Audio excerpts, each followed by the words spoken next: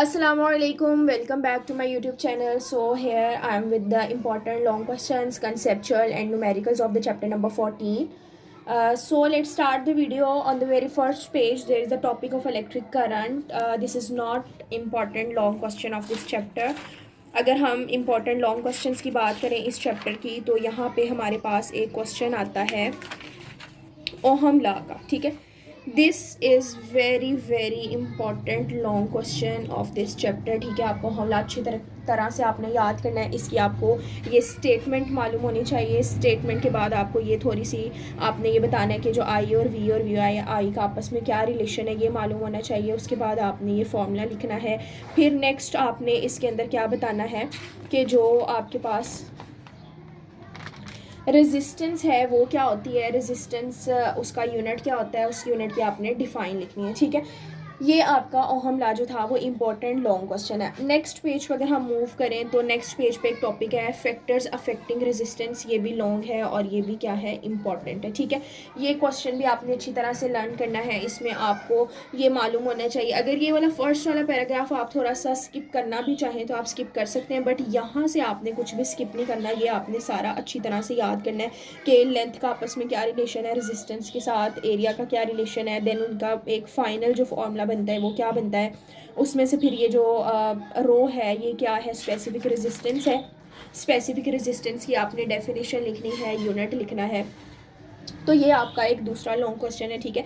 दोनों long question बहुत मज़े के हैं, अच्छे हैं। अगर आप याद करेंगे तो इजीली आपको इंशाल्लाह याद हो जाएंगे। नेक्स्ट अगर हम पेज पे मूव करें तो नेक्स्ट आ जाते हैं हमारे पास कम्बिनेशंस ऑफ रेजिस्टर।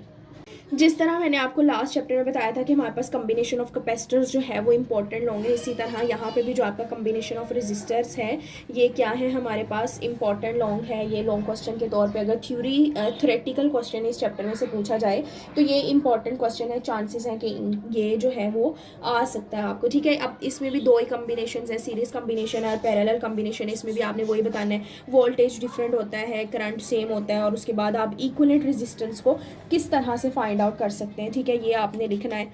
उसके बाद आगे अगर हम मूव करते हैं तो उसके बाद आगे आ जाता है हमारे पास ये पैरेलल कम्बिनेशन, ठीक है। तो ये भी आपने इंपॉर्टेंट लॉन्ग है, ये भी आपने अच्छी तरह से याद करना है। इसमें उससे उल्ट चीज़ें वहाँ पे ये इंपॉर्टेंट है, इससे उल्टा है, मतलब वहाँ पे जो था वोल्टेज जो थे हमारे पास क्या थे, डिफरेंट, और करंट सेम था। यहाँ पे हमारे पास वोल्टेज सेम और करंट डिफरेंट है, ये आपको मालूम होना चाहिए। उसके बाद आपने ये डेरिवेशन करनी। अच्छा, अक्सर स्टूडेंट्स क्या करते हैं, अगर डेरिवेशन नहीं हो रही तो वो पूरा लॉन्ग क्वेश्चन को स्किप नहीं करना आपने एटलीस्ट ये बातें तो लिख देनी है कि सीरीज़ में जो हमारे पास क्या है, वोल्टेज डिफरेंट है, करंट सेम है, और पैरेलल में इससे उल्ट है। तो पूरा का पूरा क्वेश्चन स्किप करने की बजाय आप क्या करें कि डेरिवेशन, मतलब अगर आपको नहीं आती तो आप उसको स्किप करें, लेकिन बाकी चीज़ों को स्किप ना करें। वोल्टेज लिखें, करंट लिखें, इक्विवेलेंट रेजिस्टेंस का जैसे ये लास्ट पे फॉर्मूला है इसका इस तरह ओवर में है, और जो आपका सीरीज़ वाला है उसके अंदर ये रेजिस्टर इक्विवेलेंट रेजिस्टेंस का फॉर्मूला है। तो आप ये वाली चीज़ें तो एटलीस्ट लाजमी लिखें, तो जाहिर है फिर 4 में से आपको थोड़े बहुत तो नंबर मिलेंगे, ठीक है। Something is better than nothing. उसके बाद ये एडवांटेजेस शॉर्ट क्वेश्चन के तौर पर तो आपने याद किया होगा, इसी को फिर आपने लॉन्ग क्वेश्चन में भी लिखना है। नेक्स्ट अगर हम बात करें तो आगे आ जाता है हमारे पास जाउल्स लॉ, ठीक है। ये जाउल्स लॉ जो है ना है, लेकिन बहुत ज़्यादा इंपॉर्टेंट है। जैसे मैंने आपको ओहम लॉ, फैक्टर्स और कम्बिनेशंस बताए ना, वो बहुत ज़्यादा इंपॉर्टेंट है। लाइक जाउल्स लॉ से ज़्यादा इंपॉर्टेंट है, जाउल्स लॉ इतना इंपॉर्टेंट नहीं है, ठीक है। लेकिन इसको भी आप एहतियातन जो है वो लॉन्ग क्वेश्चन के तौर पर लर्न करें। इसमें से आपने इसकी स्टेटमेंट कर लें, ये उसके बाद ये इसका फॉर्मूला, ये इसकी छोटी सी डेरिवेशन है, थोड़ी सी वो कर लें, यहाँ से थोड़ा सा इसको एक्सप्लेन करें आगे से ये सारा, ठीक है। मतलब इसका जो स्टार्टिंग वाला पैराग्राफ है उसको अगर आप स्किप करना भी चाहें तो कर लें, लेकिन यहाँ से फिर आपने इसको सारा करना है, ठीक है। उसके बाद आगे आ जाता है हमारे पास,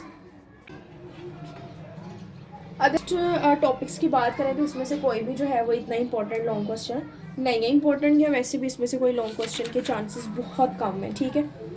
तो बाकी ये वाला सारा क्वेश्चन तो शॉर्ट क्वेश्चन के तौर पे आप इसमें से इंपॉर्टेंट शॉर्ट क्वेश्चन कौन से हैं वो ऑलरेडी मैं वीडियो में बता चुकी हूँ। You can visit my channel and watch that video के इसमें से कौन कौन से इंपॉर्टेंट शॉर्ट क्वेश्चंस बन सकते हैं। अगर हम नेक्स्ट एक्सरसाइज की बात करते हैं तो एक्सरसाइज में रिव्यू क्वेश्चंस, अगर आपने चैप्टर अच्छे तरीके से वही शॉर्ट क्वेश्चंस जो आपको बताए गए इंपॉर्टेंट वो आपने अच्छी तरह से किए हैं तो मोस्टली आपके जो रिव्यू क्वेश्चंस हैं वो कवर हो जाते हैं, ठीक है। कंसेप्चुअल क्वेश्चंस इंपॉर्टेंट होते हैं, इसमें से मैं आपको बता देती हूँ। वैसे तो प्रेफरेंस यही है कि आप कंसेप्चुअल क्वेश्चंस हर चैप्टर के सारे करके जाएं अच्छे तरीके से। अगर आपको सारे करने में डिफ़िकल्टी है, मुश्किल है, तो फिर आप ये वाले इंपॉर्टेंट क्वेश्चंस तो एटलीस्ट लाजमी करके जाएँ, ठीक है। एक इसमें आ जाता है हमारे पास ये 14.2 आ जाता है, 14.3 ये आपने लाजमी करना है, ठीक है। उसके बाद जो 14.5 और 6 है, ये दोनों क्वेश्चंस बहुत इंपॉर्टेंट हैं, ये आपको लाजमी तौर पे याद होने चाहिए, ठीक है। उसके बाद ये वाला भी आप कर लें, बहुत आसान है इसका आंसर, ठीक है। उसके बाद नेक्स्ट पे अगर हम मूव करते हैं तो नेक्स्ट पे ये वाला 14.7 वाला, how many watt hours are there in 1000 hour. अच्छा, इस वाले क्वेश्चन को ना अक्सर बच्चे कंफ्यूज कर देते हैं उस क्वेश्चन के साथ जो मैंने आपको शॉर्ट क्वेश्चंस में बताया था कि जो 1 किलोवाट आवर होता है वो 3.6 मेगा जॉल के इक्वल होता है, इसको प्रूव करें। तो अक्सर बच्चे ना वो उसी के अंदर इसको ही लिखने लग जाते हैं, लेकिन ये क्वेश्चन अलग है और ये क्वेश्चन अलग है, ठीक है। तो इसको आपने ध्यान में रखना है।